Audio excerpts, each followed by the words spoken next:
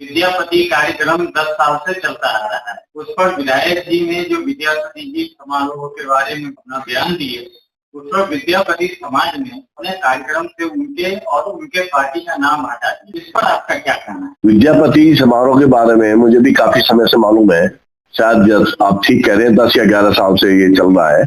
ये हमारे यहाँ 60 फुटा रोड है, वहां पे बड़ा प्लॉट है, वहां होता है हर साल। हमें भी इसमें जाने का मौका मिला है, लोगों ने आमंत्रित किया है। मैं ये कहता हूँ कि ऐसे कार्यक्रम पूरे हिंदुस्तान में होने चाहिए।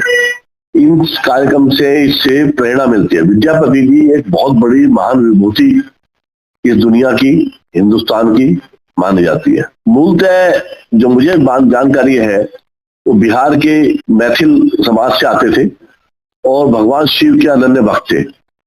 इतने अनन्य भक्त थे कि भगवान शिव को भी उनकी सेवा में उनका सेवाकार बन के आए। जब वो बहुत कमजोर हो गए थे, भगवान शिव ने उनकी सेवा की। इसका उनका बाद में उसको पता चला किसी घटना से, विशेष घटना से।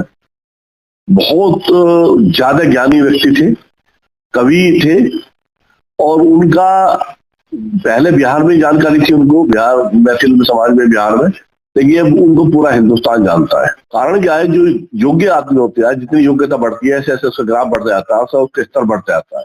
उनका आज स्तर यह मैं मानता हूँ पूरे हिंदुस्तान में विद्यापति जी को, जो भी थोड़े से एक्टिव या समाज की या इतिहास की जानकारी रखते हैं, उनको शायद सबको मालूम होगा। इवन दुनिया में भी अब ये फैल चुके हैं, इनके नाम फैल चुका है। जो हमारे विधायक जी हैं वो खुद मैथिल समाज से आते हैं और वो खुद इस इनके कार्यक्रम में भाग लेते हैं। जो सरकार की जो इकाई है, दिल्ली मैथिल संस्था जो है मैथिल के नाम पे, उस संस्था में ये शायद उपाध्यक्ष है। उपाध्यक्ष का मतलब है कि सारे मालिक होलसेल यही है।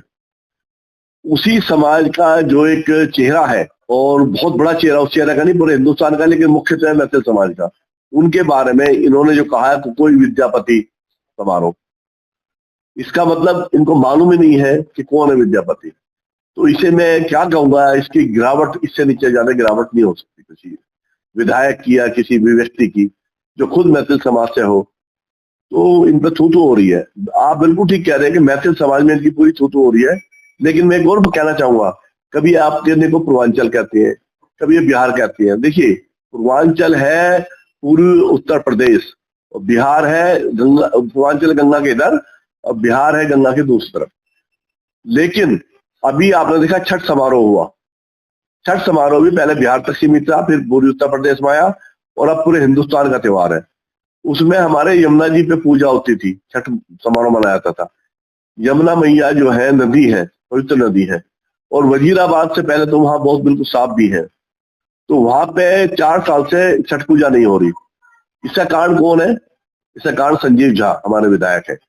यानी ये जो कहते हैं ना, ये जो अपने के नहीं हुए, जो बिहार के नहीं हुए, कभी पूर्वांचल के थे उसके नहीं हुए, तो ये और किसके हो सकते हैं? और अभी इसके बाद में इन्होंने जहर पर जहर, एक करेला ऊपर नीम चढ़ा, ये अपनी स्टेटमेंट इन्होंने ये दी है कि मैं कौन नहीं जानता कौन विद्यापति, कौन संस्था है, क्या है। तो इससे बड़ी बुरी बात कुछ मेरे पास शब्द नहीं है कुछ कहने के लिए। कारण क्या है कि विद्यापति जी जो है इतनी बड़ी महान विभूति है, उनके बारे में मैं बोलूं, भगवान शिव ने जिनकी सेवा करी, जो भगवान शिव ने अपना रूप दिया, उनके मैं आप या कोई भी बोले तो ये मतलब बहुत ही छोटी बात है, सोच भी सकते हैं हम लोग। वही अगर मैं बात करूं, आम आदमी पार्टी की राज्यसभा सदस्य स्वाति मालीवाल जी मुकुंदपुर का दौरा किया, और जिस तरीके से उन्होंने स्थितियां देखी, कैसे? देखिए, मैंने भी देखा उनको। स्वाति मालीवाल जी आई थी, आम आदमी पार्टी के राज्यसभा सदस्य थी। उनके साथ बदतमीजी इन्होंने खुद ने कराई, और एक महिला के साथ व्यक्तिगत बदतमीजी होगी, जबकि वो मैंने सुना था, आपने भी सुना होगा कि सर केजरीवाल की रिश्तेदार भी थी, अपने रिलेटिव भी, जिनको उन्होंने महिला आयोग का अध्यक्ष बनाया दिल्ली का, वो इनके लिए इतनी लड़ी मरी हर जगह, इनकी पार्टी के लिए लड़ी मरी, उसको राज्यसभा बनाया इन्होंने। और राज्यसभा बनने के बाद उनको कह रहे हैं कि तुम रिजाइन कर दो अपने किसी जो इनको बचाने वाला भ्रष्टाचार से उसके लिए, और उसके लिए इन्होंने उस पर दबाव डाला, नहीं मानी तो बदतमीजी कराई उनसे। अब आप इसी से सोच सकते हैं कि इतनी कितनी गिरावट आ चुकी है उसमें। और जब वो आई, उन्होंने मुकुंदपुर में देखा, मौके हाल देखा, तो बुराड़ी की दुर्दशा देखी।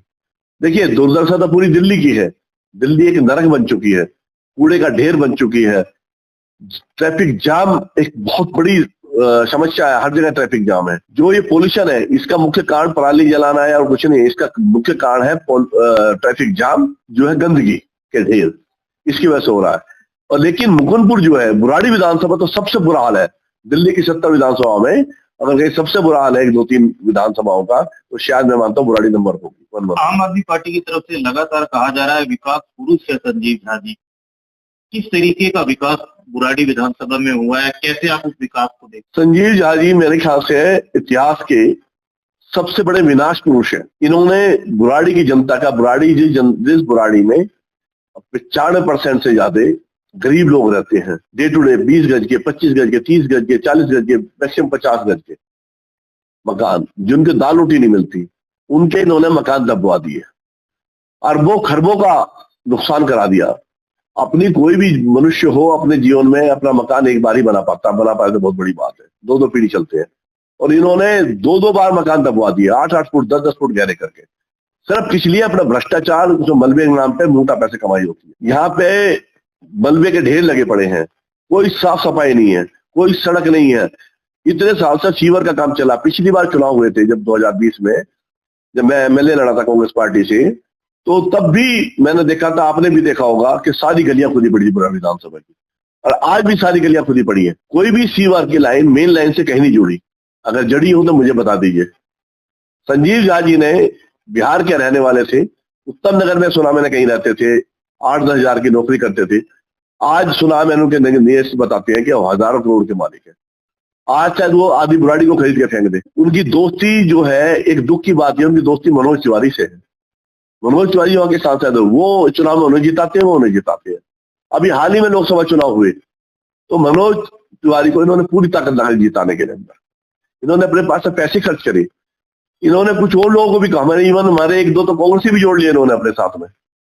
मुझे कहने में भी शौकते नहीं है कोई, जो कोई पदाधिकारी थे। तो पिछली बार अभी चुनाव 2020 में मनोज तिवारी ने तीर का निशान लाके यहाँ के लोकल आदमी को वंचित कर दिया। बीजेपी के लोग जो यहाँ दावेदार थे टिकट के, जो समाज सेवा कर रहे हैं, बीजेपी के लोग जो राजनीति कर रहे हैं, उनका गला घोट दिया, उनको फांसी, राजनीतिक हत्या कर दी उनकी। इससे पहले 2019 में इनके दिलीप पांडे लड़े थे, तब भी संजीव झा ने मनोज तिवारी को खुल्ला साथ दिया था। ये कहते हैं कि हम दोनों बिहारी और कोई नहीं होना चाहिए तीसरा। नहीं, मैं कहने को जो ये तो चर्चा चल रही है बुराड़ी में, मनोज तिवारी ही संजीव झा है और संजीव झा ही मनोज तिवारी है, कितना सत्य लगता है? ये इतना सत्य है कि 100 में से 105 मार्क्स, 100 के 100 नहीं, उससे भी ज्यादा है, कुछ बहुत होता है। वहीं मैं बात करूंगा देवेंद्र यादव जी की तरफ से न्याय यात्रा की शुरुआत हो चुकी है और लगभग 20 दिन में 400 किलोमीटर की न्याय यात्रा दिल्ली में चल रही है। कैसे देखेंगे इस न्याय यात्रा को आगामी विधानसभा चुनाव? देखिए, देवेंद्र यादव जी जब से दिल्ली में आए हैं, पहले मैं उनकी बता दूं, वो एक सामाजिक राजनीतिक परिवार से है। मेरे और देवेंद्र यादव जी के परिवार के पिछले 5-6 पीढ़ी से संबंध है। जो दिल्ली के पहले मुख्यमंत्री थे चौधरी ब्रह्म प्रकाश, उनके जो मामा थे वो देवेंद्र यादव जी के दादा थे। देवेंद्र यादव जी के फादर प्रधान रहे हैं, काउंसलर रहे हैं। उन्होंने यादव समाज में भी पूरे हिंदुस्तान में धर्मशालाएं बनाई हैं। तो देवेंद्र यादव जी का जो पालन पोषण हुआ है, जन्म हुआ है, वो सारा राजनीति और समाज से प्रेरित रहा है। तो उसी के उसमें संज्ञान लेते हुए उन्होंने, जब से दिल्ली में अध्यक्ष बने हैं वो दिल्ली कांग्रेस के, तब से उन्होंने एक बड़ा बदलाव लाया है। पहले उन्होंने ब्लॉक की मीटिंग कराई, जिले की मीटिंग कराई हर 2 तारीख को और 10 तारीख को।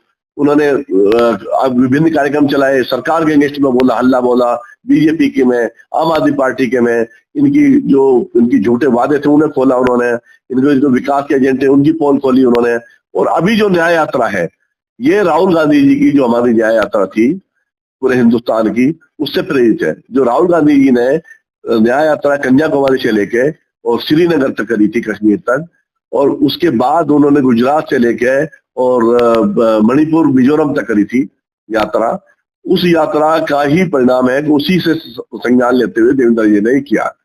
मैं आपको बताता हूँ, देवेंद्र यादव जी बुराड़ी विधानसभा आए थे 12 तारीख को, आप लोग भी थे वहां पे, आपने देखा कितना बड़ा हुजूम था, कितनी परिवर्तन के लिए जोड़ रही है। और एक बात और बताऊं मैं आपको, संजीव झा ने अपने पिछले जन्म के कर्म थे, इन्होंने कभी कुछ नहीं करा। आते के साथ ही 2013 में एमएलए बन गए, फिर 15 में बन गए, फिर 20 में बन गए, कोई इनका कोई योगदान नहीं। लेकिन एक इनके किस्मती कर्म थे, पिछले जन्म के होंगे, लेकिन इन्होंने उनको खंडित कर दिया है। अब इन्होंने इतने पाप कर लिए हैं कि आज बुराड़ी विधानसभा के वासी ये कह रहे हैं कि हमें काला चोर भी पसंद है, इनकी संजीव झा नहीं। वहीं अगर एक चर्चा दिल्ली में चल पड़ी है कि कहीं कांग्रेस और आम आदमी पार्टी फिर गठबंधन की ओर बढ़ रहे हैं, क्या कहेंगे? देखिए, जो मेरी जानकारी है और हमारे देवेंद्र यादव जी के विचार बताता हूँ, हमारा दिल्ली कांग्रेस का भी बता रहा हूँ मैं, इस हम लोग कोई एग्री नहीं है इस बात से, और मुझे इसकी संभावना बिल्कुल दूर दूर तक दिखाई नहीं देती है।